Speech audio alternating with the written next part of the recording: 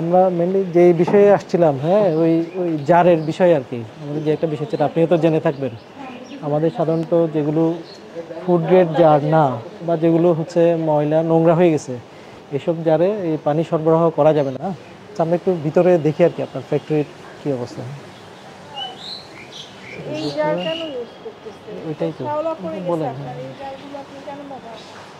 Sir আমরা van ডিলারকে অনেকবার request করছি যে স্যার অলরেডি আমরা ইয়েতে নিয়ে এসে পড়ছি পিসি জারে যে আমরা সমস্যায় তো পড়বেন আপনারা। যাচ্ছে আপনার পেছনেরগুলো দেখেন, পেছনেরগুলো তো আরও অবস্থা খারাপ। পানি দেই না স্যার, এই যে এই জার আনছে দেখে বন্ধ করে রাখছে স্যার। এখন আমরা কীভাবে বুঝবো? আসছে তো আপনার এখানে, এগুলো ধ্বংস করবে। আপনার এখানে যারা আছে বলেন, এই জার যেগুলো আছে, হ্যাঁ, এগুলো সব একসাথে করেন, আমরা এই জারগুলো ডিস্ট্রয় করে যাব।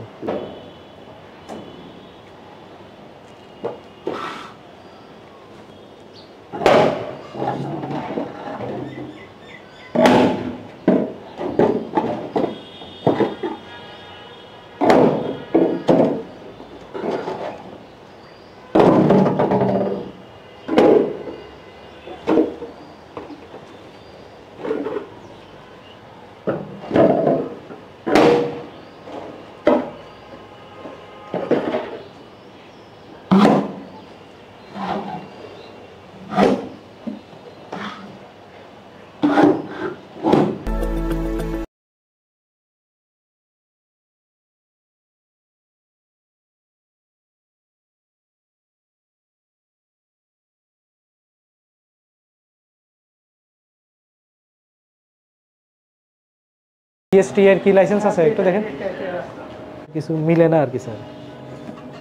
আর হচ্ছে 22,854, দই হচ্ছে সাধারণত G2, মানে কোনো কিছুই ঠিক নেই আর কি, সে হয়তো কোনো ফরম্যাটে।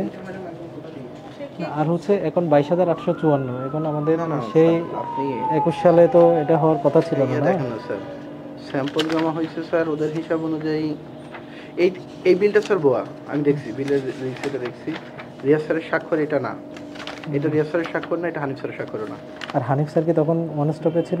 ওয়ান স্টপে স্যার থাকলে হানিফ স্যার কখনো এইভাবে স্বাক্ষর দেয়নি, আর হানিফ স্যার তো 21-এ ভিডিও হয়ে গেছে। আবার স্যার এটা টেস্ট রিপোর্ট করছে কি স্যার? দেখেন এগুলো হচ্ছে এই যে ফর গ্রেড টু ভার্জিন, মানে এটা সরিষার তেলের টেস্ট রিপোর্ট এখানে ইয়া করে দিছে আর কি স্যার। এই যে acid value, iodine value, peroxide, আমাদের হচ্ছে স্যার দইয়ে এই যে 4টা প্যারামিটার দেখায়, মানে টেস্ট রিপোর্টও ঠিক না আর কি।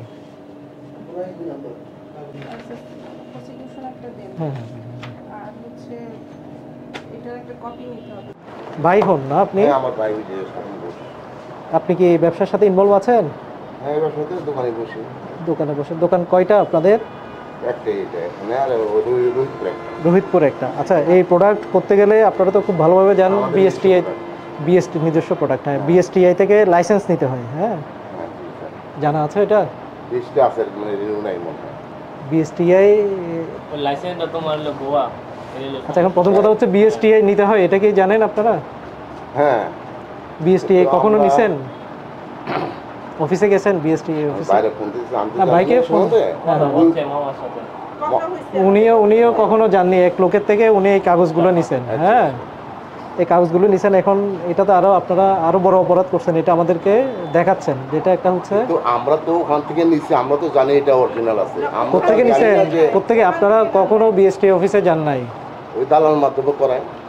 এই তো, তাহলে তো সেই কোত্থেকে কি করেছেন? এটা কাগজ তো ঠিক না, এটা মনে করেন টাকা তো ঠিকই নিছে আমাদের থেকে না, কাগজ তো ঠিক না। আপনার মেইন কপিটা বের করেন, আমি একটা জিনিস দেখি, মেইন কপিটা বের করেন।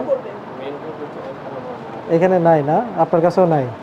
একটা পণ্য বাজারে আসার আগেই আপনি বাজারজাত করার আগে কিন্তু লাইসেন্স নিয়ে বাজারজাত করার নিয়ম, কিন্তু আপনার সেটা করেনি, আগে শুরু করেছেন, পরে যেভাবে নিয়েছেন নেওয়ার প্রক্রিয়াটাও আপনাদের সঠিক ছিল না। আমরা জানি যে আপনারই যাওয়ার কথা, বিএসটিআই এর ওনাদের অফিসে আপনারাই যাবেন, আপনারা যোগাযোগ করবেন।